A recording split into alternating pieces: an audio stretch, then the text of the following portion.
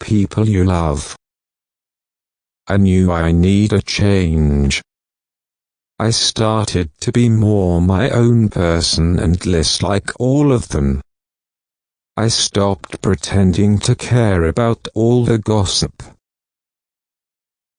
At the lunch table placed in the middle of the cafeteria, she is surrounded by her friends. One of her friends whispers something into her ear, and they both giggle. Everyone at this particular lunch table looks the same. They all have perfectly straightened hair. Every girl at the table wears a different version of the same shirt with "Cool Girls" written with bold letters across the front. Their eyes are highlighted with black eyeliner, replacing their childlike cuteness with the "I'm not Alec Lecky Dynamo" look. This specific girl seems to choose her words carefully as she whispers something back to her friend. Her eyes tell a different story than her attitude portrays. I was, in fact, a cool girl, obsessed comic curly hair girl.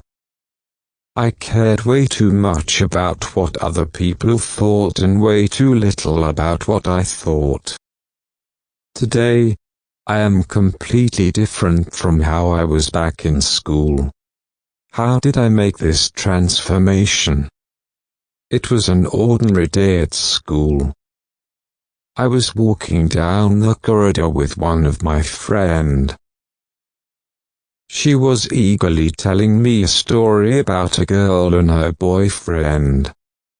I went along with it, trying to be completely engaged, but I was feeling distracted as I tried to refocus on her story. I heard a piece of someone else's conversation. "Sandra has cancer," was all I could hear.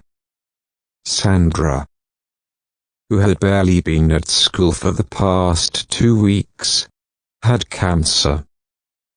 My brain started spinning and my feet stuck to the floor. "Did you hear that?" I choked out. "What?"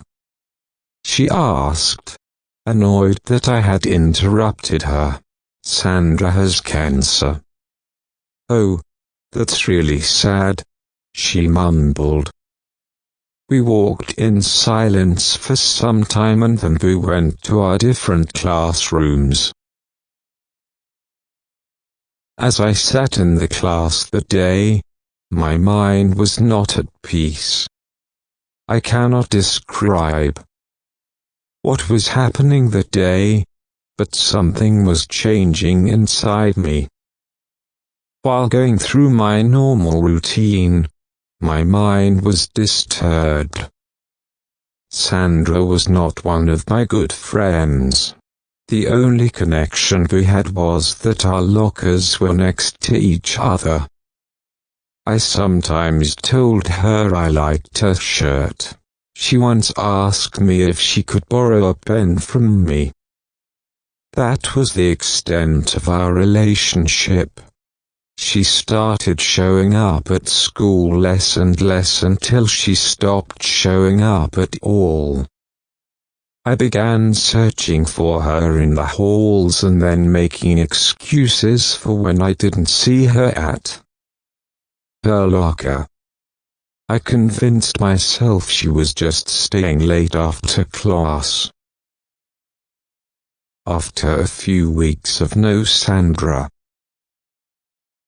I finally grasped the reality that the rumor must be true.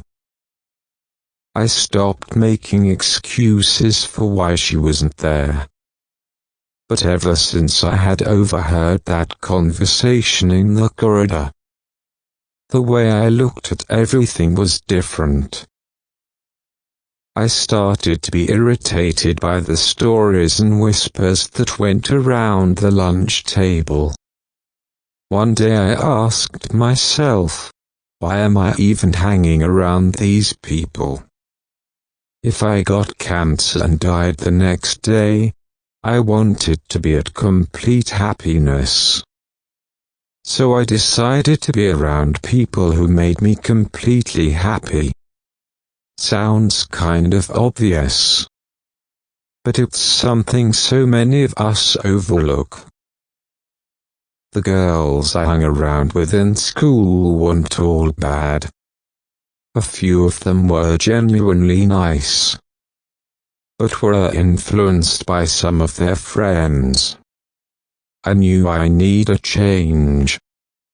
I started to be more my own person and less like all of them. I stopped pretending to care about all the gossip that went around the lunch table. I started hanging out with people I actually liked. I decided anyone who made me feel bad about myself was not worth a second of my time. At the end of my school year, I found myself to be much happier. I decided to live by these lines. Surround yourself with people you love, those people who never leave your side, who make you feel good about yourself. So now, here I am, sitting at the lunch table placed randomly on the left side of the cafeteria. My friend beside me tells a story to the whole table.